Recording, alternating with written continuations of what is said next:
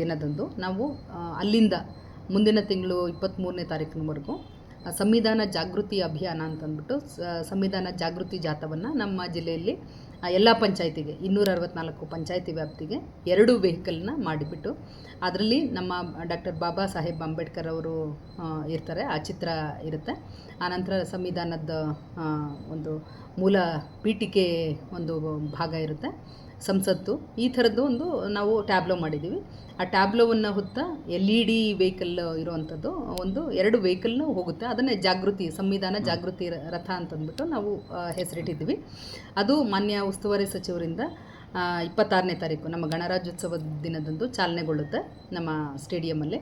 ಚಾಲನೆಗೊಂಡ ನಂತರ 2 ವೆಹಿಕಲ್ಲು 264 ಪಂಚಾಯಿತಿಯನ್ನು ಪ್ರತಿದಿನಕ್ಕೆ ಒಂದು 5 ಪಂಚಾಯಿತಿ ಥರ ಪಂಚಾಯಿತಿ ಮಾರ್ಗವಾಗಿ ಒಂದು ರೂಟ್ ಮ್ಯಾಪ್ ಹಾಕಿದ್ವಿ, ಆ ಮಾರ್ಗವಾಗಿ ಹೋಗುತ್ತೆ.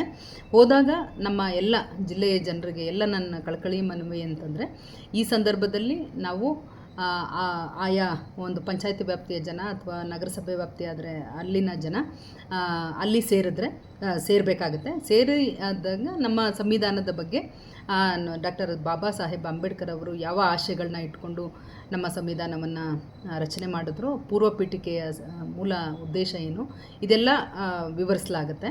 ಸೊ ಅಂದರೆ ನಮ್ಮ ಪ್ರಜಾಪ್ರಭುತ್ವದ ಮೌಲ್ಯಗಳ ಬಗ್ಗೆ ಒಂದು ಪ್ರಚಾರವನ್ನು ನಡೆಯುವಂಥ ಒಂದು ಕಾರ್ಯಕ್ರಮ. ಸೊ ಸಂವಿಧಾನ ಜಾಗೃತಿ ಜಾಥಾ ಅಂತಂದ್ಬಿಟ್ಟು ರಥ ಅಂತಂದ್ಬಿಟ್ಟು ಇದಕ್ಕೆ ಎಲ್ಲರೂ ಸಹಕರಿಸಬೇಕು.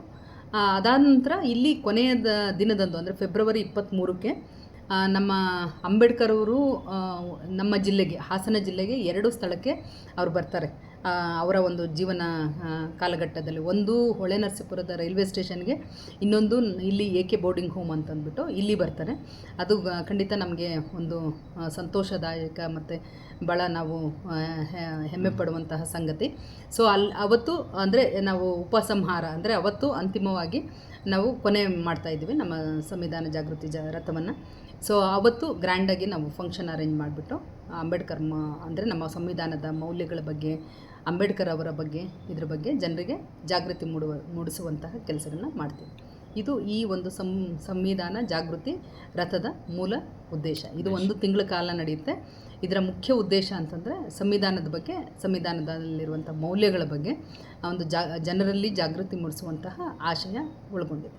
ಈ ಒಂದು ಸಂವಿಧಾನ ಜಾಗೃತಿ ರಥ ಹೊರಡೋಂಥ ಸಮಯ ಅಥವಾ ಯಾವ್ಯಾವ ಪಂಚಾಯತಿಗೆ ಹೋಗುತ್ತೆ, ಇದಕ್ಕೆ ಎಲ್ಲ ಸಾಮಾನ್ಯ ಜನರು ಹಾಗೆ ಎಲ್ಲ ಸಂಘಟನೆ ಅಂದರೆ ಅದು ಕರ್ನಾಟಕ ಕನ್ನಡ ಪರ ಸಂಘಟನೆ ಆಗಿರ್ಬೋದು, ಬೇರೆ ಸಂಘಟನೆಗಳಿದೆ. ಆ ಸಂಘಟನೆಯ ಎಲ್ಲರನ್ನೂ ಕೂಡ ತಾವೆಲ್ಲ ಅಲ್ಲಿ ಬಂದು ಅಸೆಂಬಲ್ ಆಗಬೇಕು, ಬಂದು ಭಾಗವಹಿಸಬೇಕು, ನಮ್ಮ ಸಂವಿಧಾನದ ಮೌಲ್ಯಗಳನ್ನು ಇಮ್ಮಡಿಗೊಳಿಸಬೇಕು ಅಂತಂದ್ಬಿಟ್ಟು ತಮ್ಮೆಲ್ಲರನ್ನು ಕೇಳ್ಕೊಳ್ತೀನಿ.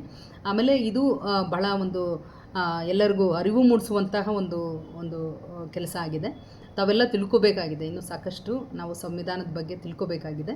ಸೊ ಈ ಹಿನ್ನೆಲೆಯಲ್ಲಿ ಎಲ್ಲ ಸಂಘಟನೆಯವರು, ಎಲ್ಲ ಸಾರ್ವಜನಿಕರು, ಎಲ್ಲರೂ ಸಮಾಜದ ಎಲ್ಲ ಘಟ್ಟದಲ್ಲಿರುವಂತಹ ಎಲ್ಲ ಸ್ತರದ ಎಲ್ಲ ಸಮಾಜದ ಜನರು ಕೂಡ ಇದರಲ್ಲಿ ಭಾಗವಹಿಸಿ ಈ ಒಂದು ಕಾರ್ಯಕ್ರಮವನ್ನು ಯಶಸ್ವಿಗೊಳಿಸಬೇಕು ಅಂತಂದ್ಬಿಟ್ಟು ನಾನು ಈ ಮೂಲಕ ನಿಮ್ಮ ಮೂಲಕ ಸಾರ್ವಜನಿಕರಲ್ಲಿ ಕೇಳ್ಕೊಳ್ತೀನಿ.